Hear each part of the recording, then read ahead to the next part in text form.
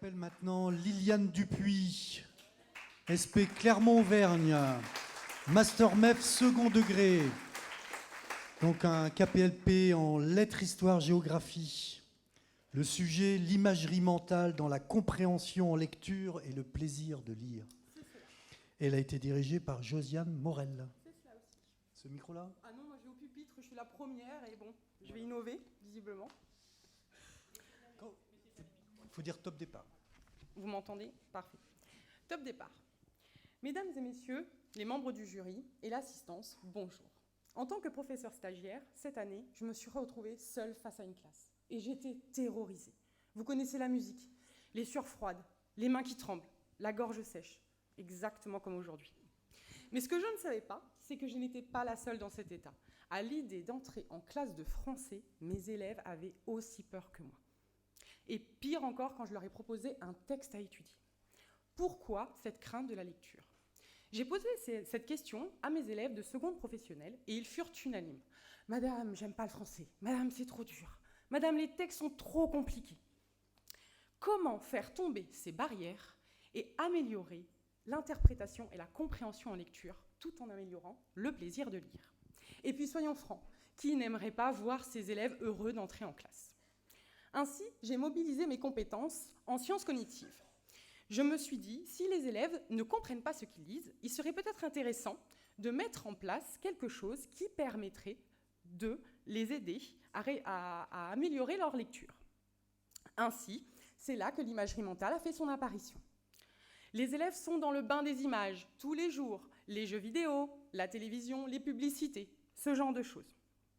Et si on pouvait utiliser leur imagination pour les amener à apprécier et comprendre les textes littéraires étudiés en classe.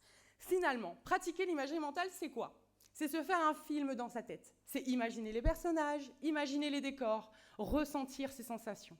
C'est lire autrement, c'est lire en images. Je me suis donc attachée à mettre ces outils en pratique et je vais vous demander aujourd'hui de faire de l'imagerie mentale. Vous allez voir, c'est très simple, n'ayez pas peur. Il suffit juste de fermer les yeux. Allez-y, fermez tous les yeux, personne ne va vous manger. À présent, au son de ma voix, imaginez une salle de classe. Imaginez les élèves avec leurs affaires rangées. Imaginez les élèves avec les yeux fermés. Le silence total, la lumière tamisée. Entendez maintenant le professeur prendre un extrait de Marcel Proust du côté de chez Swann et le lire aux élèves.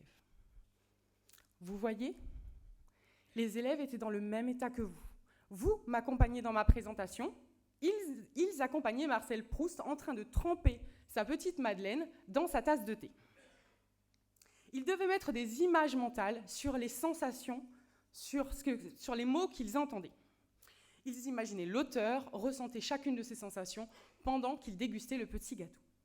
Dès la fin de la lecture, les élèves devaient s'activer aux reformulations. Qu'avaient-ils compris? Est-ce qu'ils étaient capables de me résumer l'extrait? Est-ce qu'ils avaient saisi l'importance de la Madeleine? Justement.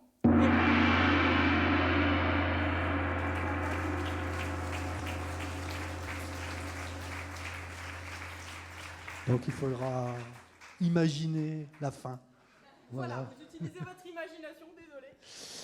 Alors on était en lycée professionnel cette année? Oui, en lycée professionnel. Alors, le reste de ma carrière jusqu'en lycée professionnel. Alors quel lycée? Alors j'étais au lycée de Chamalières. Alors c'est quoi comme... À Clermont-Ferrand, c'était un lycée en fait polyvalent, donc avec des matières générales et donc matières professionnelles, et c'était en service en restauration et cuisine. Des élèves adorables. C'est bien, restauration cuisine. Il n'y en a pas tant que ça, hein, je crois, en France, des parcours restauration cuisine. Non, il n'y en a pas beaucoup, non, en effet. Et puis c'était très bien, c'était une très très belle année. Bien. Voilà. Merci bien.